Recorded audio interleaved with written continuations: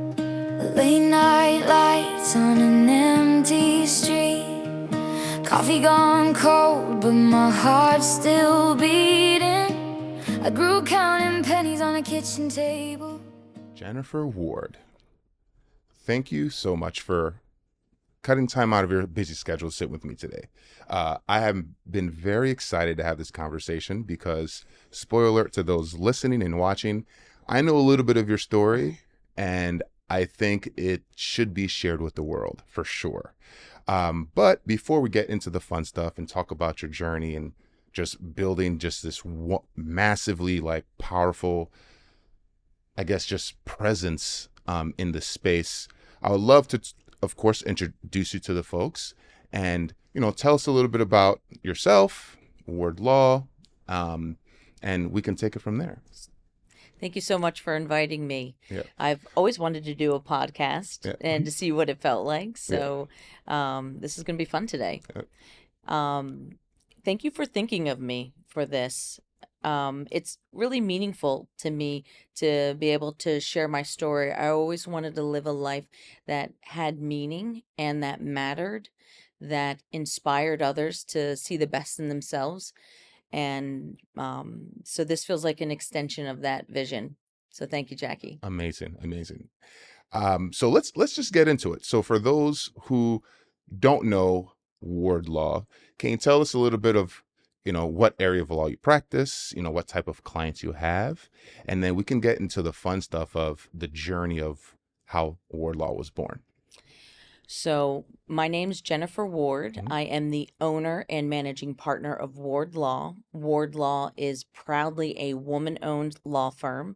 There are roughly 2% of all law firms are owned by women.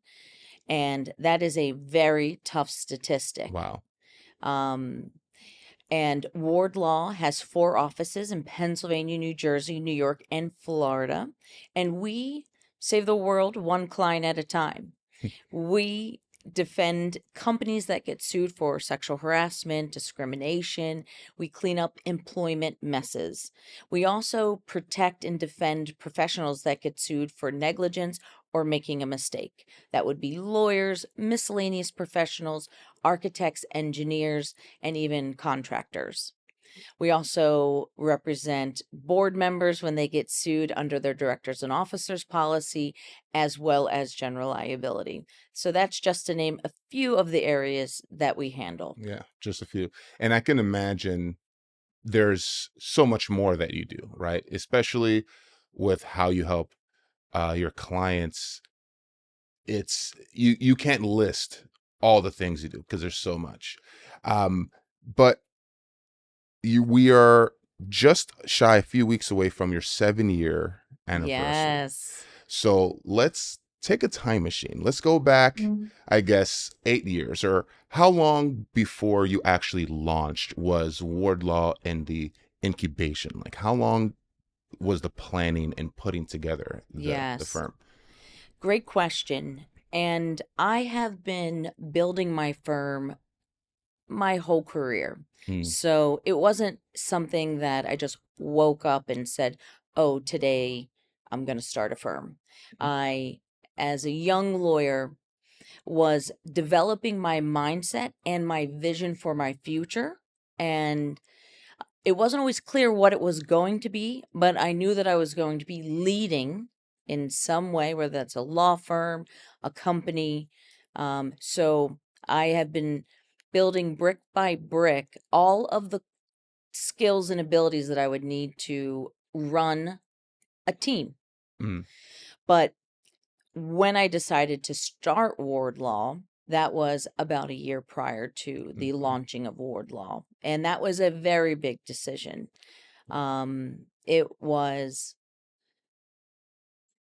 a tough decision to make. I was at my prior firm and I was the managing partner of 3 offices. I opened the Pennsylvania, New Jersey, and Florida offices for what is now a national firm. But at the time that I joined them, they weren't a national firm. And during my time being there, they grew from 70 lawyers to over 250 lawyers. Wow. Yeah, so Wow. Holy moly. that's Okay. a big Yeah.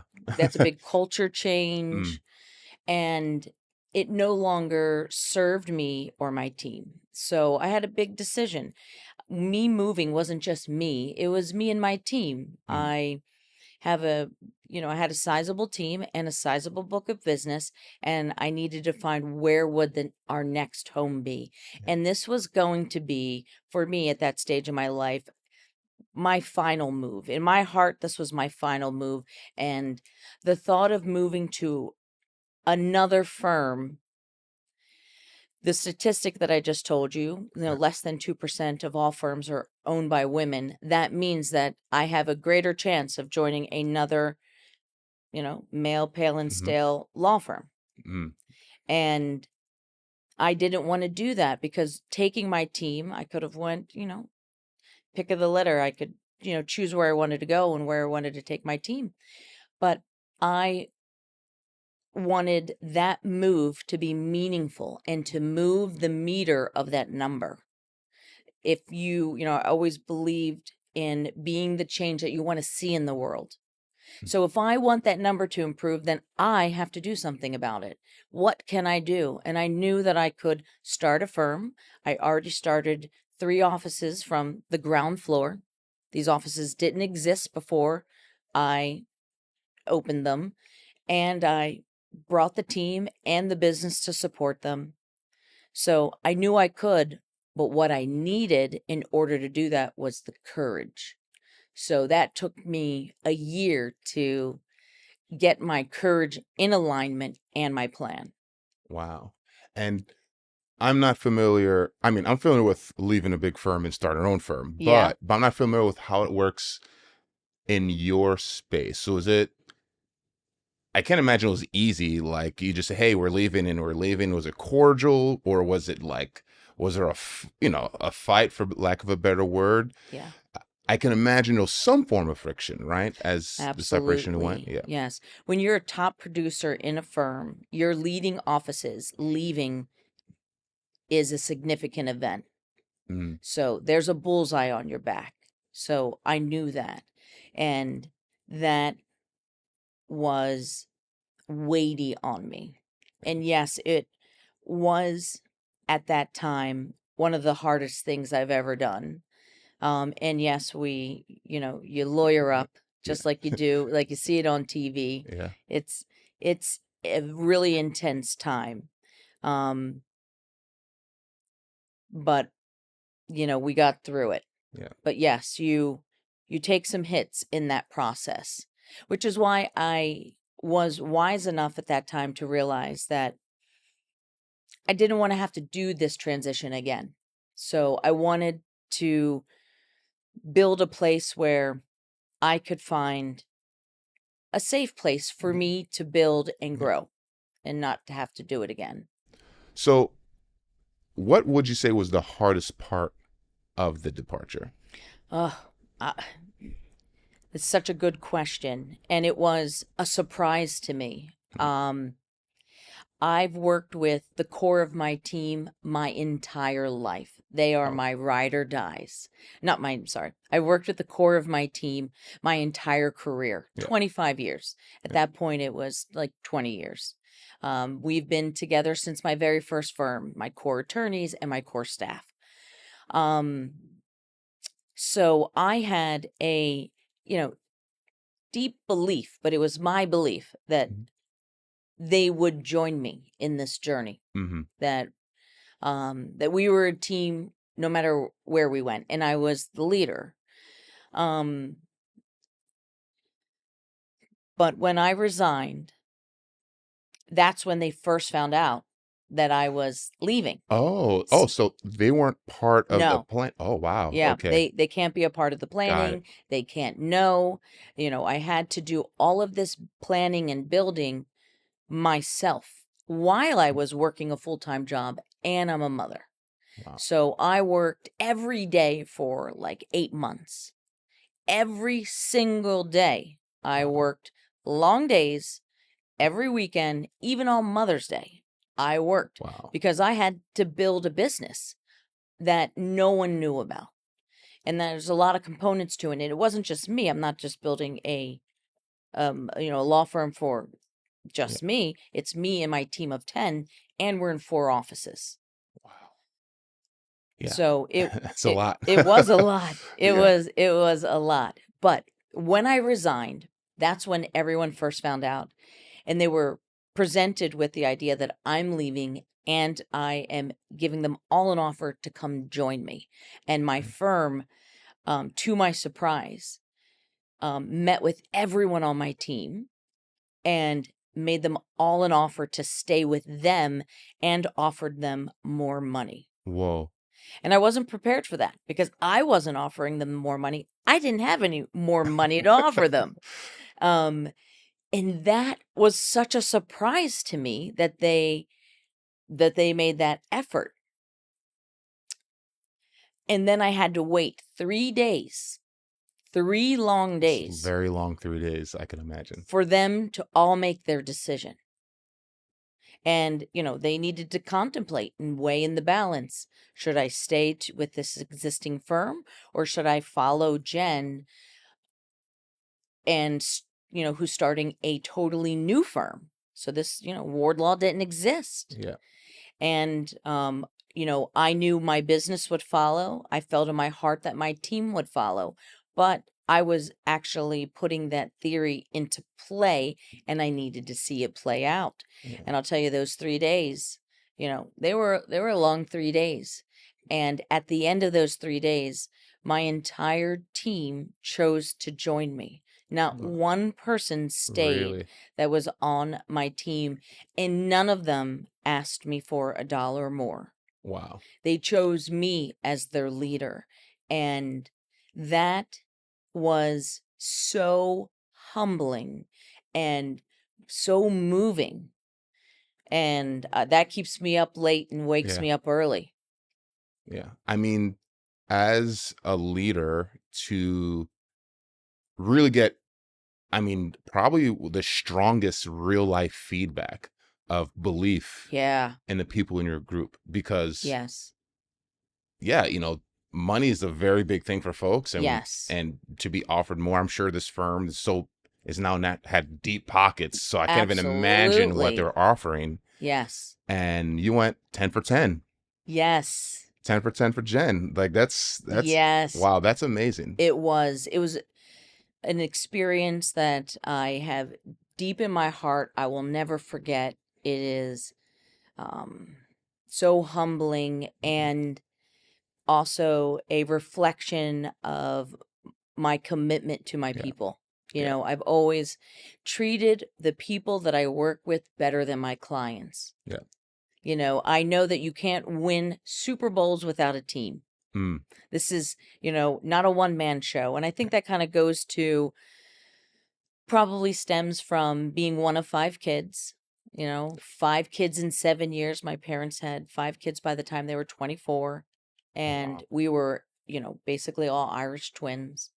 And we rolled united. And I played a lot of team sports, team captain, played Division I fast pitch softball in college, always on a team. Yeah. So team is a value for me. And I think that shows. And I think it showed that day. Yeah. You know. Absolutely. Absolutely. And now, so I know for sure there's more than 10 folks on your team now. Yeah. Yeah. So how many total head count right now? I think we're at 25. 25. I think we're at 25. Wow. Yeah.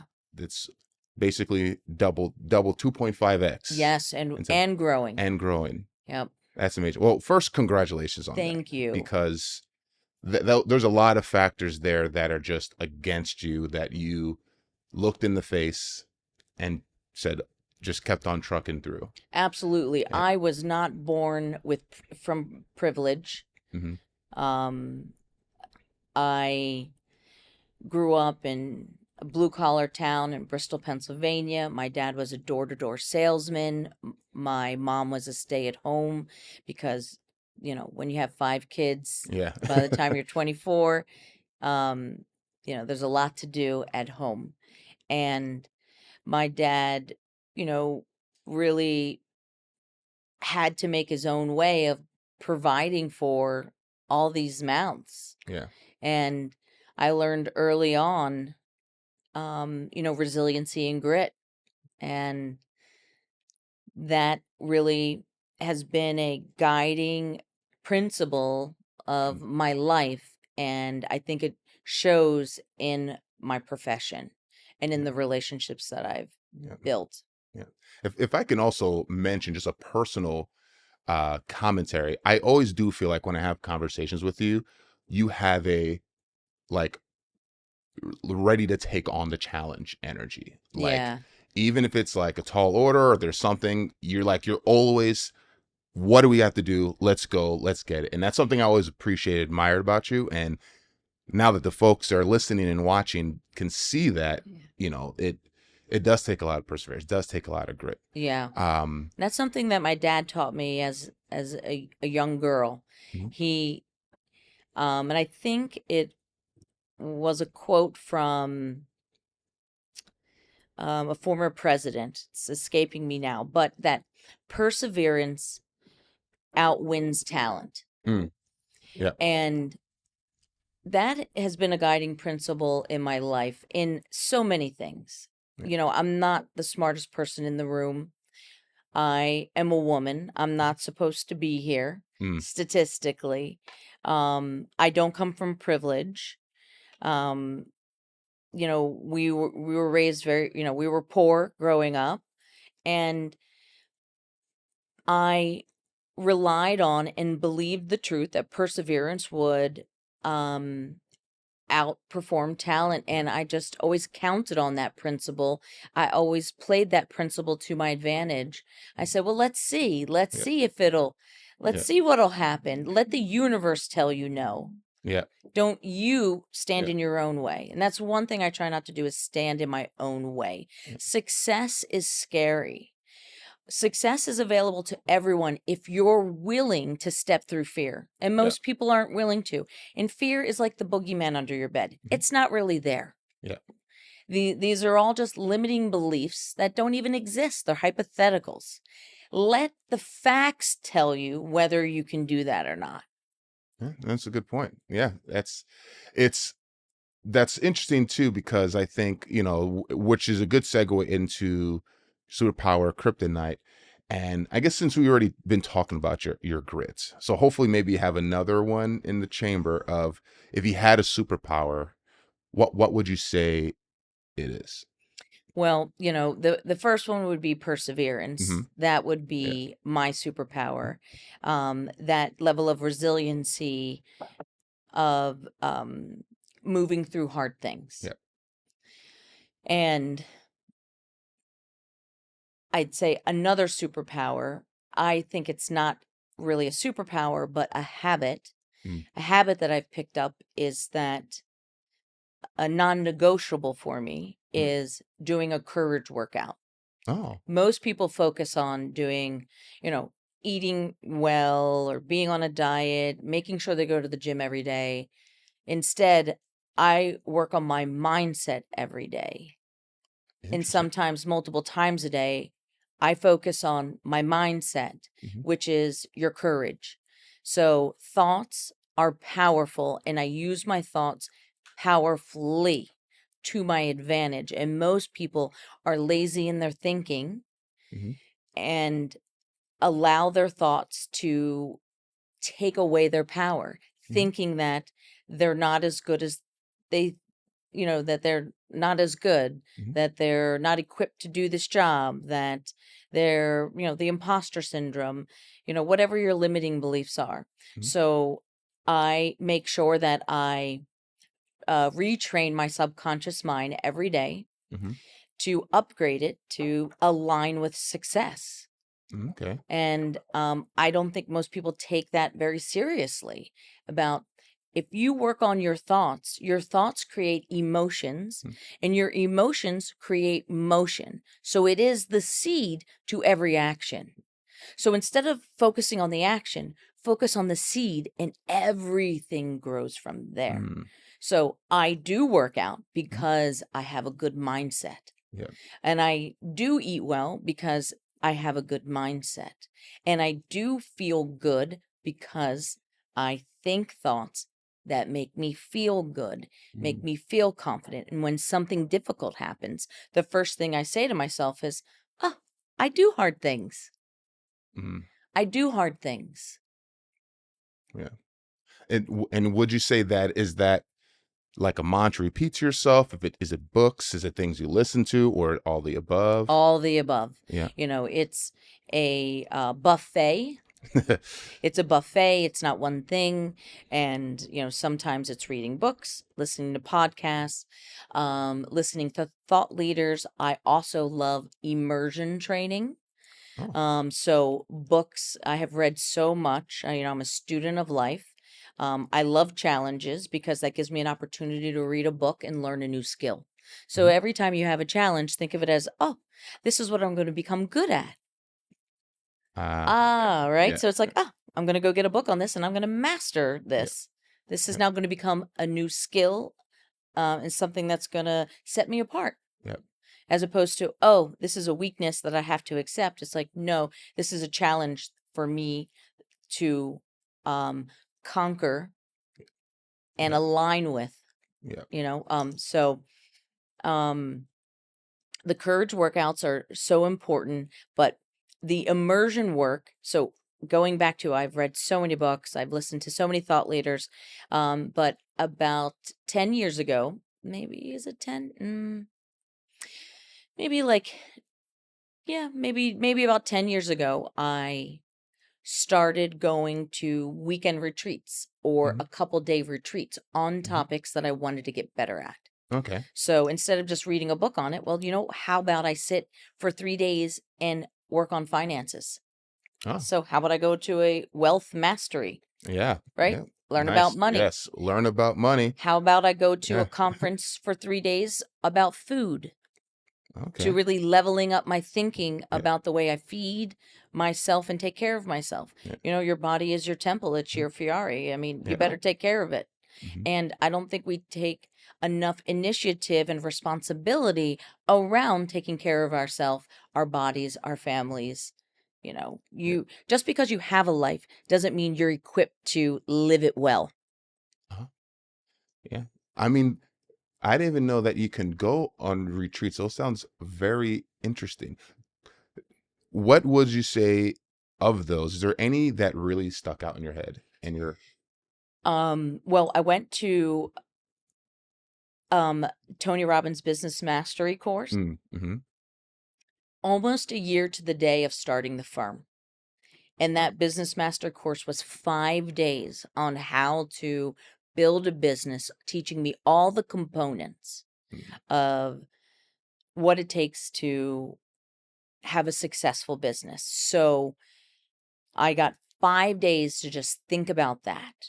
Yeah. When have you taken 5 days out of your life to think on one topic? And almost to the day I started my firm. And that was full immersion because I needed to begin the process of building a firm. And there's just so many parts to it. And I wanted to make sure that I had all the parts covered. Yeah. But that was a very powerful Wow. conference for me. And also I went to a wealth mastery conference, and that was, I'm a true believer on what you think on grows. Mhm. So there's nothing better to think on than money. Yeah. So I took 3 days and got to spend time with the most prominent thought leaders around money and wealth. I don't come from money. Yeah. I don't come from wealth. So the more you educate yourself on anything, and most people are educating themselves on Netflix and chill. So they have, Yeah. they can tell you about all the shows they're watching. Yeah. I can't. Yeah. I can't tell you the actors' names. I can't tell you the shows, and I've watched all the seasons because that doesn't do anything for me. That doesn't do anything for my legacy. It doesn't do anything for my children. Yeah. So I like to focus on things that actually matter to my bottom line Yeah. and to my heart line. Yeah. Wow. No, that's you asked that question. It's a very interesting question. I don't think I've spent 5 days fully thinking about one thing And the further ever. you get in your Yeah. career, you need to actually spend much more concentrated Yeah. time thinking on the principles, Yeah. the vision. You have to carve out that time because it only gets faster and faster. Mhm. Success is fast, Yeah. and then people get nauseous and throw up, Yeah. That and they hit the brake. um two things. One sidebar. When you said success is fast, you said something to me maybe a year ago. I believe it might have been one of your mentors that described what you were experiencing at the time as catastrophic success. Yeah. Which I think is a very interesting term, because it's just so dichotomous, Yeah. like, Yeah. They're juxtaposed. so let's talk about like the success, because a few weeks from 7 Yeah. years, 7 years. and It's a lucky number. lucky number, Yeah. right? But there must have been like one mistake, like one Oh, many, huge, like, many mistakes. yeah. So Yes. can you think of one, like, just kind of, even it might just like a business mistake over that 7 years that maybe someone can learn from who's listening?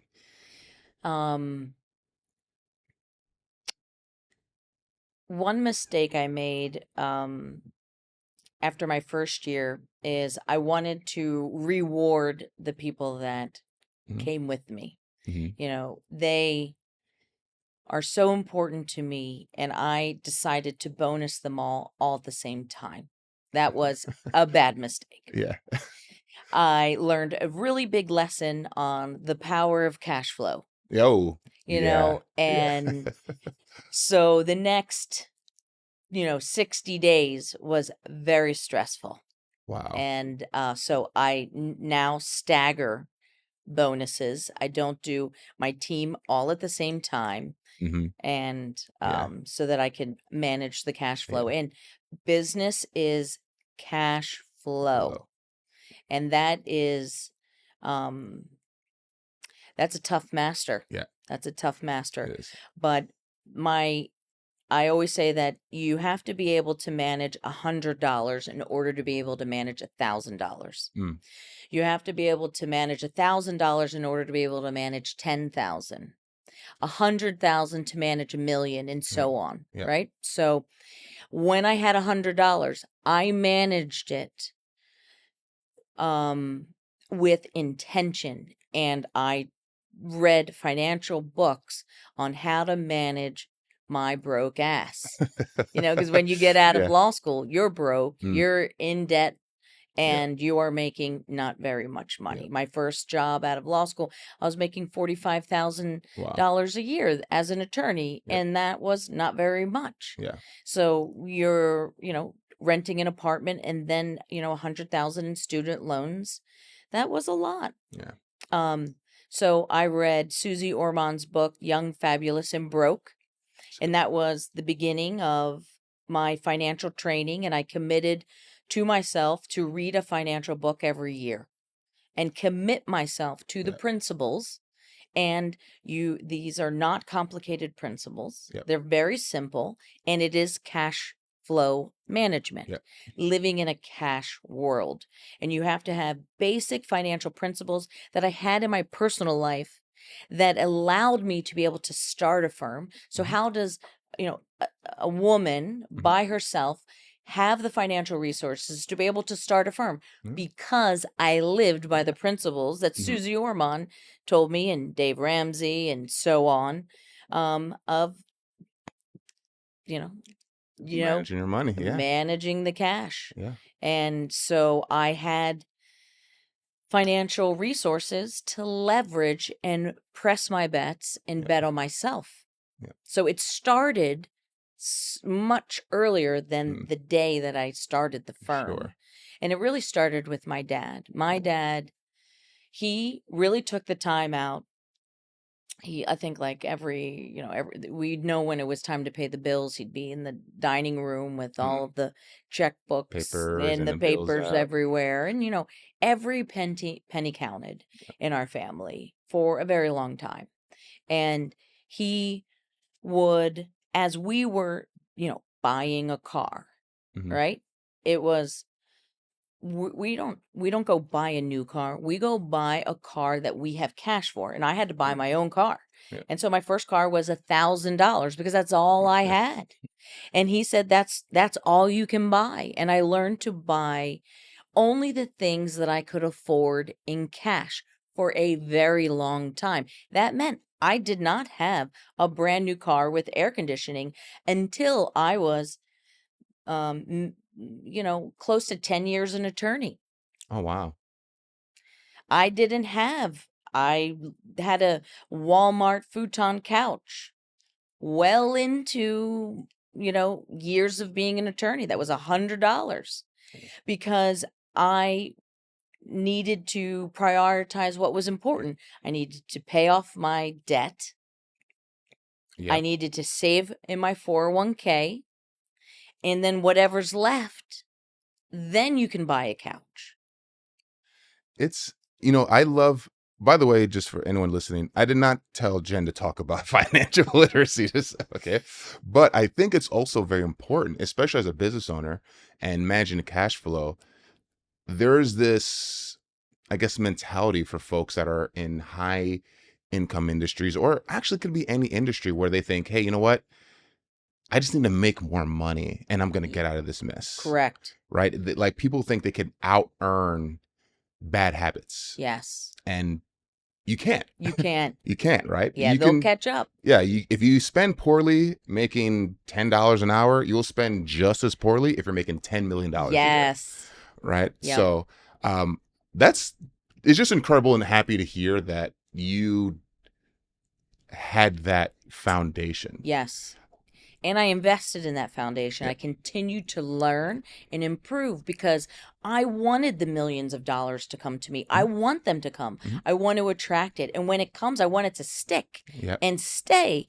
But that means I have to put in the work to learn how to manage the little that I have. Mhm. And I apply the same principles that I applied to myself personally to my business. And I think that is one of the secrets to the success of Ward Law and my personal success and the what I'll be leaving my children. Mm.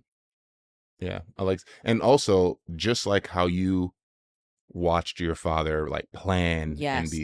and be intentional with how he spent money. Your children are watching that now. Like, you went against a lot of odds, right? 2%, Yeah. that's a rounding error Yes. basically, right? And the And number would be even less for a single woman yeah, owning a law firm. Think yeah. about that.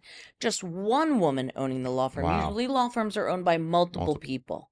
Yeah. That's daunting. Yeah. I would love to know what it's got to be like. It's so nominal that Yeah. it's not even They accounted don't for. track it. Yeah. Wow. That's how insignificant Yeah. women in law firm power is. Yeah. Yeah. Which really was what drove me to start my firm was that I was a top producer in a very large firm. I was equity. I was on the executive committee. I was the managing partner of 3 offices and started them from the ground up. Mhm. And I was powerless. And I said, this Wow. doesn't make sense. Yeah. If I'm powerless, imagine everyone behind me, Wow. everyone below me. I was like, wow, I can't let this happen again. Yeah. I can't. I built a really strong business and I Mhm. need to protect that business. And I have a fabulous team of people and I need to protect them. Yeah. And I think leaders, they miss that. They miss the responsibility of protecting the Yeah. team and protecting the book. Yeah. Yeah. My business partner always says like leadership is actually like as a burden. A lot of folks think of it as, high and I mighty in wouldn't say a front. It's burden. That but sounds it's a negative. responsibility. A Responsibility. responsibility. Yes. It is a lot of folks look at leadership as accolades, or it's Yes. really more like, no, Responsibility. yeah, Yes. people It's a are, hard yeah, job.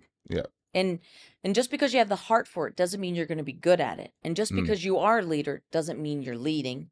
And just no, because you've been appointed a manager doesn't make you a manager. yeah, And I began my leadership training when I was an associate. Before I yeah, was a leader, I was yeah, reading books on my own time on how to run a group, yeah, how to have difficult conversations in the workplace, yeah, how does a woman yeah, communicate in the workplace effectively, because mm, the way we communicate is different than different, the way a male yeah, communicates and the way it's received. yeah, So there's a lot of things I needed to level my skill set yeah, up so that I was prepared for the day that the coach yeah, put me in.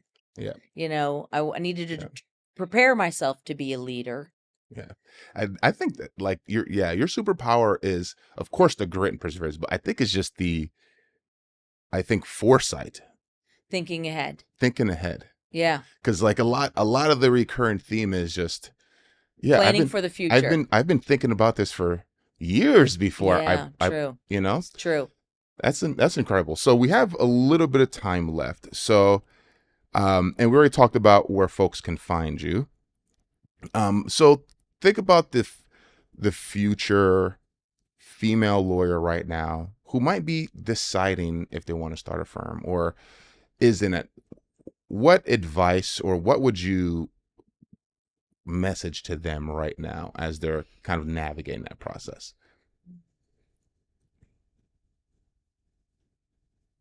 It's a great question. And starting a firm is not for everyone. It's not one size fits all. So you have to have a passion and a desire for being a leader. Mhm. And I really was built for this. And that's something that I recognized early in my career, that I truly had the internal constitution to lead. It's just the way I was made. And I'm always thinking about the people. Yeah. They matter to me. So I think you have to start with that. So if you have that foundational piece, I would begin your training now. Mhm. What are the pieces that you need to know in order to start a business? Starting a law firm isn't just having business. Yeah. It's not just about having business. It's how do you manage cash flow? Yeah. There are a lot of other pieces to running a business that are outside the law and just being able to get a client. So you need to start training yourself on the financial pieces of running a business and what that takes. So, and reading books on how to work well with others. And I Yeah. think a lot of lawyers don't take the time to upgrade their EQ Mhm. around team building. They just expect people to show up to work, do a job, and treat them like, just a cog in the wheel. Yeah. And I think if you really want to have a successful firm, a firm that matters and people show up to work and are passionate about it, it really starts from you. You Yeah. have to you have to exhibit that first. Just Yeah. like parenting. Yeah. It's very similar to parenting. Your children are oftentimes mirrors of your habits. Mm, yeah. So Yeah. you can say all the things tell your kids all the things to do, but in the end of the day, they're going to mirror your habits. So what are they? And what are your habits? Mhm. Because so I hold myself to the highest standard for them, Yeah. because I want them to hold themselves to the highest standard for our clients. Yeah. And that just builds a beautiful circle. Yeah. And that's like probably a very strong culture as well, right? Because the Yeah. culture, it's the DNA that it's not like your mission statement written in a handbook. It's something that people feel, Yeah. people witness. Yeah. That's amazing. Who you work with matters. Absolutely. That is really important to me. Yeah. Who I work with matters to me. I get energy from the people that I work with. So when I see them, I want to light up. Yeah. And when they see me, I want them to light up. Mhm. I want our lives to be better because we work together. Our lives, not just ward law. Yeah. Which is a, really drives a lot of the decisions I make about what we do at our firm, like Yeah. provide financial literacy training. I think Mhm. that's important. Yep. Like I want everyone in my firm to, I want to provide them the skills and ability to have a successful life. Yeah. Not just build ward law. That's amazing. That's amazing. So, Jen, I do really appreciate the time and sharing your story. It's invigorating, honestly. Anything you're listening to right now or reading that you think folks should be checking out? I am going back to an old book right now. I'm reading The Power of Focus. That is a book that I read early in my career. It was a foundational book that taught me the habits of a successful life. Okay. And I thought it was time, 25 years later, for me to read the book again and refresh. Since I turned 50 last year, I just feel like I want to refresh my perspective, my vision. So I'm starting that book again. Awesome. I know you're not don't have like a favorite song or anything music, but anything just been on in your ear lately? Any song that's just been playing over and over in your head or anything? I've been listening to a lot of Taylor Swift. I don't know all of her songs. I know a lot of the popular ones, but I am very impressed with her story and her grit. So I've been wanting to know her music. Yeah. Interesting. Well, Jen, I really appreciate the time. And your story, again, it could literally be like a comic book, like just a movie. So, appreciate you coming by. Thanks, Jacky. Yeah. I appreciate you taking the time to hear my story and giving us an opportunity to share it with others. And I really hope that this inspires young women to know that they can do great things. One thing I always tell folks that I mentor is that you can have your cake and eat it too. As a woman, you may not be able to eat the cake all at the same time, but you can have a successful family and a successful career. They're not mutually exclusive. We're entitled to both of them. Yeah. And I live my life to be the example of that. Wow. Well, thank you again, and thank you for sharing that. And thanks for stopping by.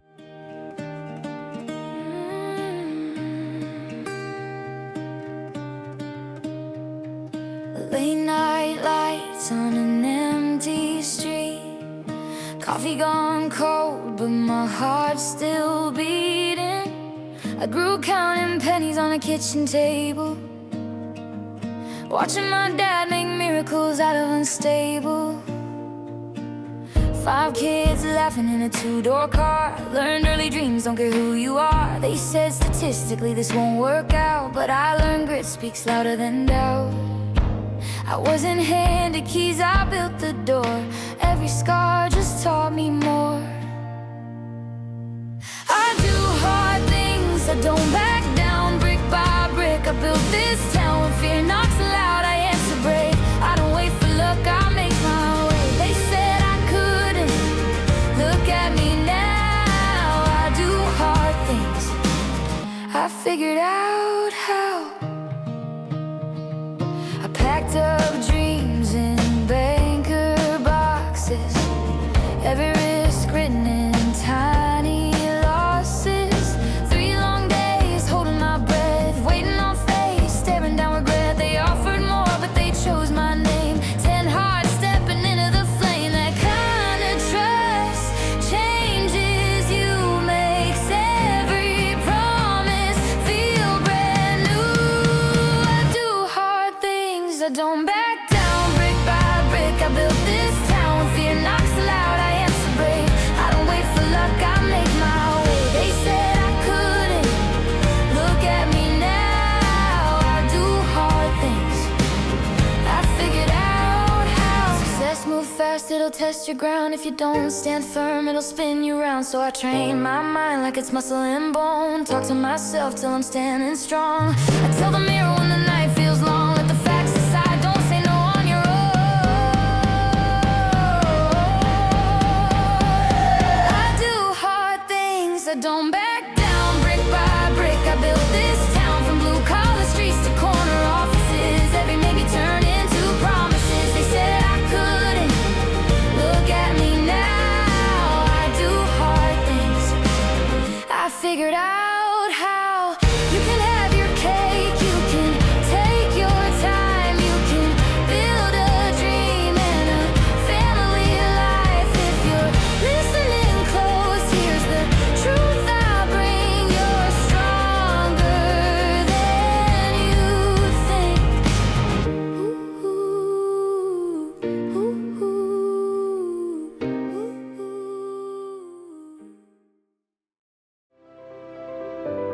Liberty One Wealth Advisors is a registered investment advisory firm located in the state of Pennsylvania. Any options expressed are derived from sources generally believed to be reliable and are provided for informational purposes only. It does not constitute any form of advice or recommendation to buy or sell any securities, adopt any investment strategy discussed, or invest in any specific product. Nothing contained in this podcast constitutes investment, legal, tax, or other advice, and is not to be relied on in making an investment or other decision.